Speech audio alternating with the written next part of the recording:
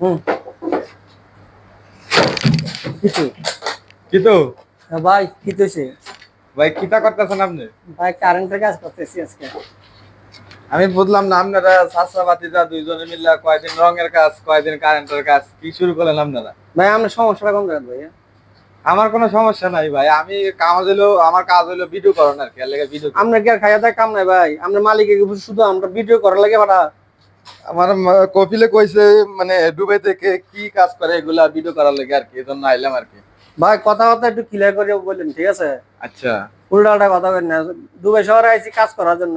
ও রঙের কাজ, জিপসনের কাজ, কারেন্টের কাজ, পাইপ ফিটার কাজ, যা পাই তা করি। শুধু টাকার দরকার ভাই।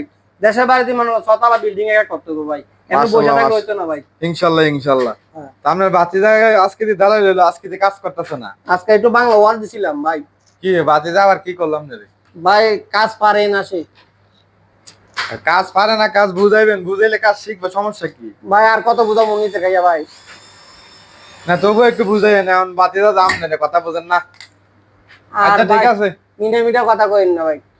থাক ভাই, কামে চলে যান, যান। আমার ভুল হয়ে গেছে ভাই, আমি আবার আরেক সময় আমি সমস্যা নাই, আজকে চলে যাই। হ্যাঁ যান ভাই। আচ্ছা।